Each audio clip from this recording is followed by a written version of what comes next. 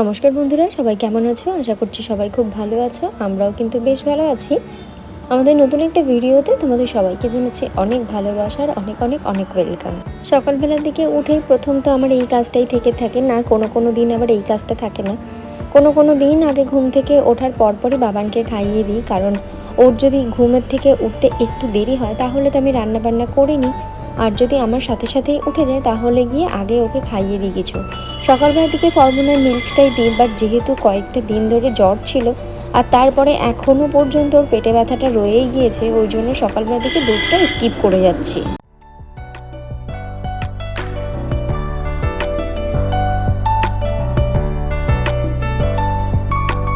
ওইদিকে তো বিছানাটা গুছিয়ে নিয়েছি, আর এইদিকে সকালবেলার দিকে তোমাদের দাদাভাই খেয়েছিল চা।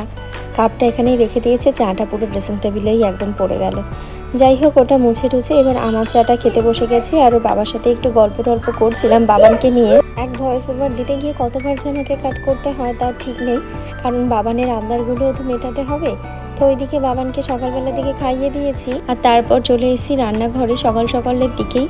আজকালও রান্নাবান্নাটা একটু করে নিই। আর এইদিকে বাবানের বাবা ছোটোর জন্য নিয়ে এসে বাজার থেকে মাংস, একবারে ওই 2 থেকে 3 দিনের মতন মাংসটাই নিয়ে আসে ওর জন্য।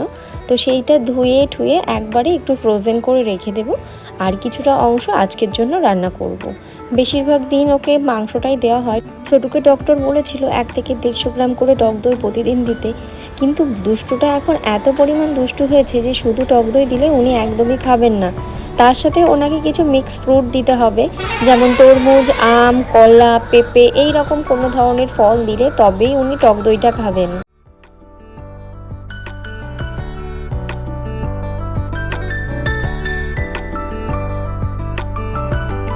আর এইদিকে কোনো কিছু মাংস বা আঁশ জাতীয় কোনো কিছু ধোয়ার পরপরেই হাত ধোয়ার অভ্যাসটা আমার এত হয়ে গিয়েছে, মানে যত এই দেখো হাতটা ধুয়ে উঠলাম, এখন কিন্তু আবার মাংসটাকে ধরতে হলো, আবার হাত ধুতে হবে। কিন্তু এই জিনিসটা মানে কখনো স্কিপ করতে পারি না, ভাবি যে একটু কাজ টাজ করে তারপরে করবো, বাট সেরকমভাবে কিছুই হয় না। আর এদিকে বাবানের বাবার জন্য আর বাবানের জন্য বসিয়ে দিচ্ছি ভাত, একবারেই বসিয়েছি। আর ওইদিকে দোকানের জন্য যেহেতু আলাদাভাবে আলাদা চাল করা হয়, ওর বাবান আর বাবানের বাবা যেহেতু ওই চালগুলো খেতে পারে না, সেই জন্য ওদের জন্য এই চালটাই দেওয়া হয়। আর প্রথমেই একটা কথা বলে থাকি, আমার এই চ্যানেলটা বলতে গেলে একদমই নতুন।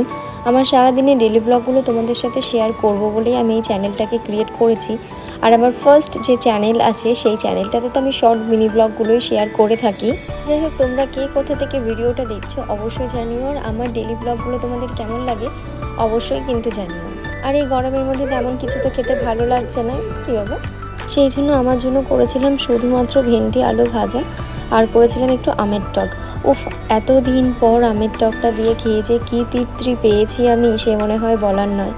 আর এদিকে কিছু বিনস কেটে নিলাম, এইটা হলো ছোটুর জন্য, আর দেবো অল্প একটু গাজর, সেই সাথে একটু ঝিঙা দিয়েছি, একটু পটল দেবো ভেবেছিলাম, তো পটলটাও দিয়ে দিলাম একবারে। পটলটা না মাঝে মধ্যে খেতে চায় না ও খুব একটা ভালো, কিন্তু তাও দিয়ে দিয়েছি। আজকে আলুটা একদমই দেয়নি, আলুটা টোটালি আজ স্কিপ করে চলে গিয়েছি।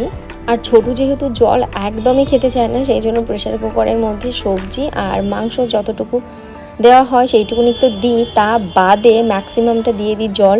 ওই মাংসের গন্ধে গন্ধে জলটা খেতে উনি পছন্দ করে, তা না হলে জল একদমই কোনো মতে খাবে না। আমার আগে যে রোজি ছিল, রোজির ভিডিওটা তোমরা অনেকেই দেখেছো আমার পুরনো যে অ্যাকাউন্ট আছে সেই চ্যানেলটাতে। তো আমার রোজি মারা যাওয়ার পরে আমার ছোটুকে নিয়ে আসা শুধুমাত্র বাবানের কথা ভেবে।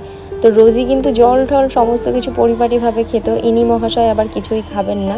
এনাকে মাংসের যে স্যুপটা করা হয় ওনার জন্য সেটাই দিতে হবে। আর ওইদিকে তো বাবানের বাবার জন্য তো ভাত বসিয়ে দিয়েছি, খানিকটা জল বেশি হয়ে গিয়েছিল, একদিকে ভালোই হয়েছে। ইন্ডাকশানটা প্রায় 2 থেকে 3 দিন যাবৎ খারাপ হয়ে গিয়েছে। যখনই মানে কিছু বসানো হচ্ছে আর কি লাইন দিয়ে, তখনই না ওটাকে পুরো কারেন্ট হয়ে যাচ্ছে পুরো বডিটা, ওই জন্য ইন্ডাকশানটা এখন রেখেই দিয়েছি, ওটাকে দোকানে দিয়ে ঠিক করতে হবে, তারপরে সমস্ত কিছু আবার রান্না করতে হবে। ইন্ডাকশানটা থাকলে না অনেক সুবিধা হয় আমার রান্না বান্না করার ক্ষেত্রে, বিশেষ করে বাবানের রান্নাগুলো অনেক চটজলদি হয়ে যায়। এদিকে বাবানের তরকারিটা করেছি, মানে আজকে শুধু বাবান একার নয়, সাথে ঠাকুমাও খাবেন। ঠাকুমা এখানে আসার পর থেকেই বাবানের জন্য যে তরকারিটা আমি করি সেইটা তো দিয়েই থাকি। আর একদম ঘুম থেকে উঠে আমার যে কাজটা থাকে সেটা হলো বাবানের বোতলটাকে পরিষ্কার করা, কিন্তু আজকে ঘুম থেকে উঠে আমার একদমই খেয়াল ছিল না পরিষ্কার করার কথা। মানে ভিজিয়ে রেখেছি ঠিকই, আর কি লিকুইড জেট দিয়ে আমি ওর বোতলগুলো ধুই সেইটা দিয়ে ভিজিয়ে রেখেছি, বাট পরিষ্কার করতে একদম মনে ছিল না। জল তেষ্টা পেয়েছে বাচ্চারা আমার, তখন গিয়ে মনে পড়েছে যা ওর তো জলের বোতলটাই ধোয়া হয়নি। তাড়াতাড়ি করে এসে ধুয়ে ঠুয়ে রেখে দিলাম আর কোনো মতে গ্লাসে খাইয়ে দিয়েছি। ওইদিকে রান্নাবান্নার কাজ তো মোটামুটি আমার কমপ্লিট হয়েই গিয়েছে, স্নান টান করে চলে এসেছি। আর আজ যেহেতু বৃহস্পতিবার, আমি আজকে দিনটা একটু মানি, তো ওই জন্য শ্যাম্পু ট্যাম্পু তো কিছুই করতে পারিনি। আর এদিকে পুরোভাবে টানা সিঁদুরটা একটু পরে নিই। আর আগে চেষ্টা করতাম আলতা পরার, বাট বাবানকে নিয়ে না এখন যেদিনকে মনে থাকে সেদিন পরি, যেদিন মনে থাকে না সেদিন আর পরাঠটা কিছুই হয় না। তো তারপরে বসে গিয়েছি দুপুরের ভাত খেতে। দুপুরের সাথে নিয়েছিলাম একটা ডিমের অমলেট করে নিয়েছিলাম, আর শুধুমাত্র ভেন্ডি আলু ভাজা, আর সাথে নিয়েছিলাম একটু ঘি। ব্যাস এই দিয়ে হয়ে গিয়েছে আমার খাবার। বাবানের জন্য যে তরকারিটা করেছি ওটা নিয়ে এসেছিলাম, বাট খেতে একদমই মন চাইছিল না, আর ওই জন্য ওইটা দিয়ে আর ছোটুকে দিয়ে মানে আর ভাত যে কটা ছিল সে কটা দিয়ে ছোটুকে দিয়ে দিয়েছি।